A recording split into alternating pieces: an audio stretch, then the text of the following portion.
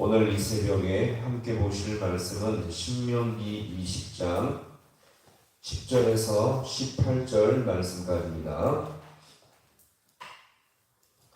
신명기 20장 10절에서 18절 말씀까지 우리 말씀을 한 절씩 교독하겠습니다.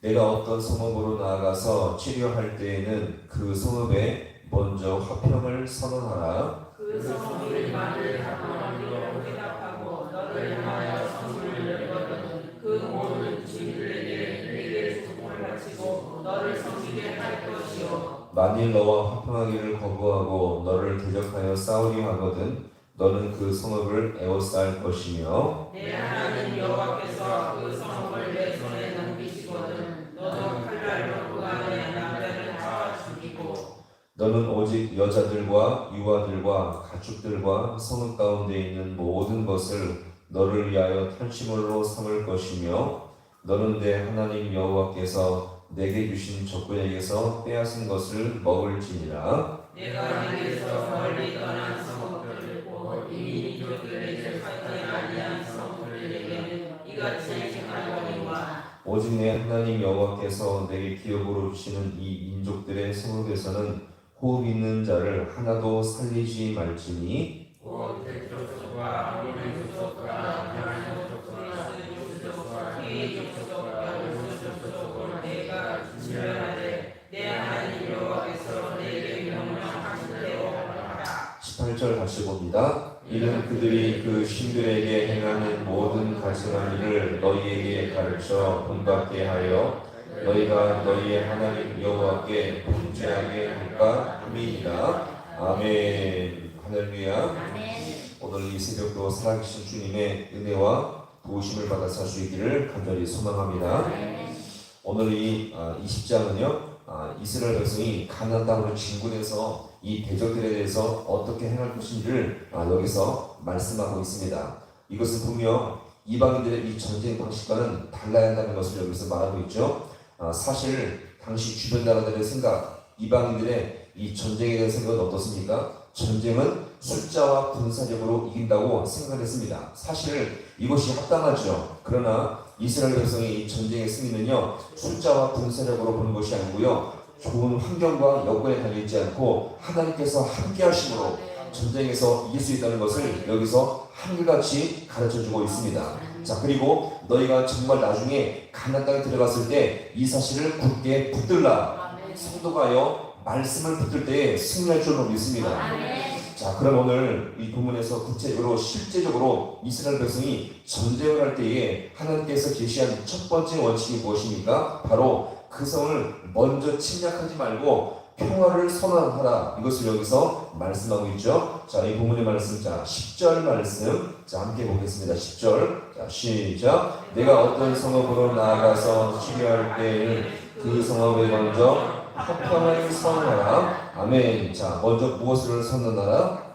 화평을 선언하라. 자, 먼저 이 지역에 평화를 선언했을 때 이것을 받아들이면 평화를 보장해주고 그 다음에 점령하는 지역으로 하여금 조국만 바치도록 했던 것입니다. 자, 그런데 만약에 이 평화를 외칠 때 이것을 거부할 시는 어떻게 해요? 그 성을 포위해서 점령하게 했고요. 자, 이 점령했을 때 그 성을 처참하게 무너지게 했던 것입니다. 자, 이것이 바로 자 13절과 14절의 말씀 또 같이 함께 읽어보겠습니다. 13절, 14절. 자, 시작. 내 하나님 여호와께서 그 성읍을 내 손에 넘기시거든 너는 칼날로 그 안에 남자를 다 쳐 죽이고 너는 오직 여자들과 유아들과 가축들과 성읍 가운데 있는 모든 것을 너를 위하여 탈취물로 삼을 것이며 나는 내 하나님 여호와께서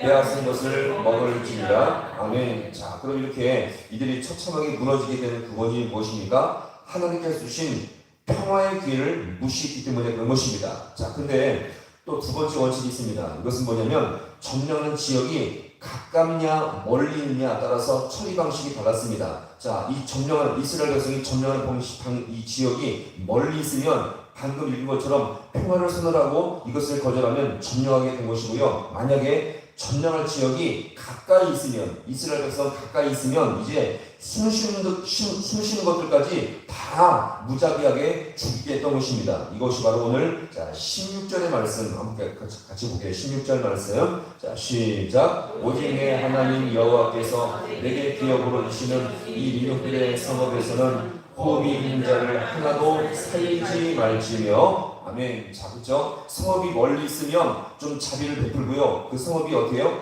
가까이 있으면 호흡 있는 자를 하나도 뭐하지 말지며 살리지 말지며. 자, 그러면 여기서 문제는 이것입니다. 왜 가까운 지역을 이렇게 무자비하게 숨쉬는 것들까지 다 죽이게 했던 것일까요? 이것은 바로 뭐냐면, 자, 사실 이 가나안 지역의 점령은요, 이미 이 가나안 지역은 죄가 가득 찼고 타락과 부패가 넘쳐났기 때문에 그랬던 것입니다. 그래서 만약 이스라엘 백성이 이 가까운 지역의 가나안 지역을 살려두면 그들의 타락한 영향을 받을 수가 있기 때문에 하나님은요 이것을 무자비하게 다 죽이도록 했던 것입니다. 만약 그들을 살려둔 것이 나중에 올무가 되고 타락의 빌미가 되어서 나중에는요 이스라엘이 유일신 하나님을 떠나서 각종 이방의 우상들을 섬길 수 있는 그런 타락의 영향을 받을 수가 있기 때문에 가까운 지역은요 모두 다 이렇게 쳐 죽이게 했던 것입니다. 자, 이것이 어디 나옵니까? 자, 18절의 말씀 또 같이 볼게요. 18절. 자, 시작. 이는 그들이 그 신들에게 행하는 모든 가증한 일을 너희에게 가르쳐 본받게 하여 너희가 너희의 하나님 여호와께 범죄할까 하는 자. 아멘. 자, 일종의 좀 자비를 베푼다고, 좀 더 선행을 베푼다고 해서, 자, 그들과 어떻습니까? 선행을 베푼다고 해서 그들을 살려주면 이것이 올무가 되어서 타락의 영향이 이스라엘 민족에 함께 들어오므로 말미암아 하나님의 이 진짜 유일신 신앙을 버리고 타락한 세상의 영향, 우상숭배의 영향을 받게 된다는 위험성이 있기 때문에 이것을 철저하게 하나님은요 반대하게 되었던 것입니다.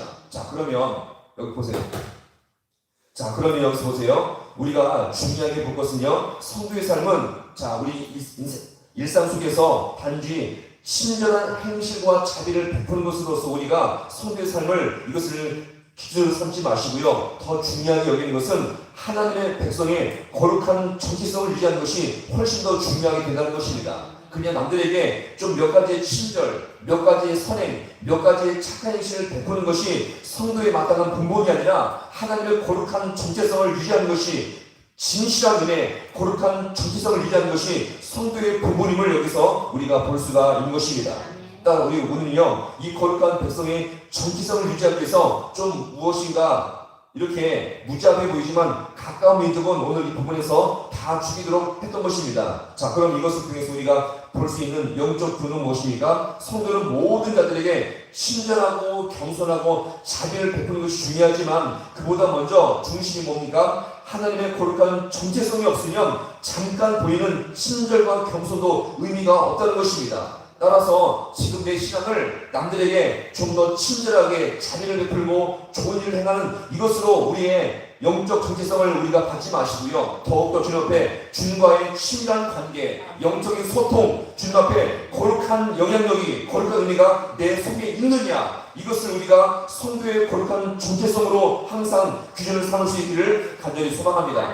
오늘날 무엇이 우리가 오해할 때가 있는데, 이 성도가 영성의 오해가 있을 때가 뭐냐면, 내가 좀 남들에게 자비를 베푼다, 좀 친절을 베푼다, 내가 좋은 일을 한다, 이것으로 지금 내 영성이 살아있다라고 착각하지 마시고요, 오해하지 마시고, 오늘 내가 주님 앞에 바로 깨어있느냐, 거룩한 주님의 영향력이 지금 내 안에 부어지고 있느냐, 주님과의 거룩한 소통이 지금 내 심령 가운데 역사하고 있느냐, 이것이 성도의 중요한 정체성인 것을 우리가 분명히 기억하시기 바랍니다.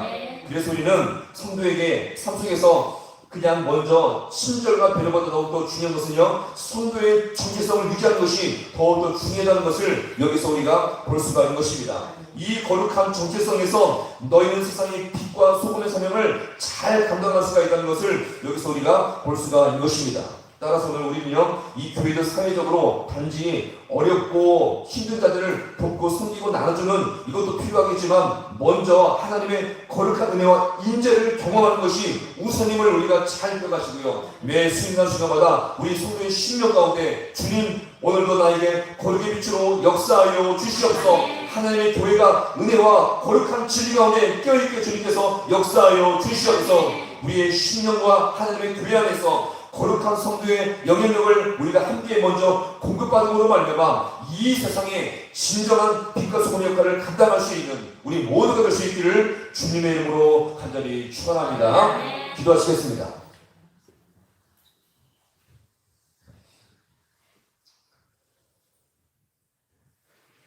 하나님 아버지, 참으로 고맙고 감사를 드립니다.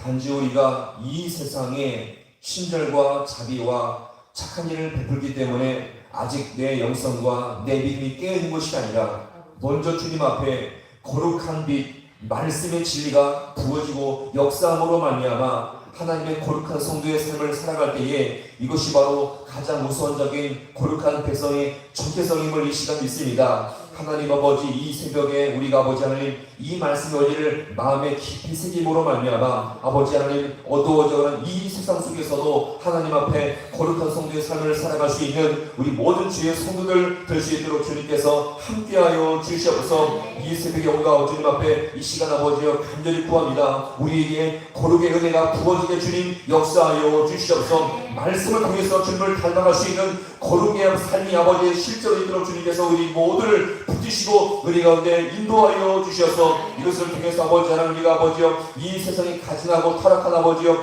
이 세상의 영향을 잘 분별하며 더욱더 거룩하신 주님을 힘써 닮아갈 수 있는 우리 모든 주의 성도들 되게 하여 주셔서 거룩의 은혜와 거룩의 실제 삶을 아버지 우리가 경험할 수 있는 복된 하루가 될 수 있도록 우리 주님께서 붙드시고 은혜 가운데 역사하여 주시옵소서. 모든 걸 주님 앞에 간절히 바라고 나오며 예수님의 이름으로 기도하옵나이다. 아멘.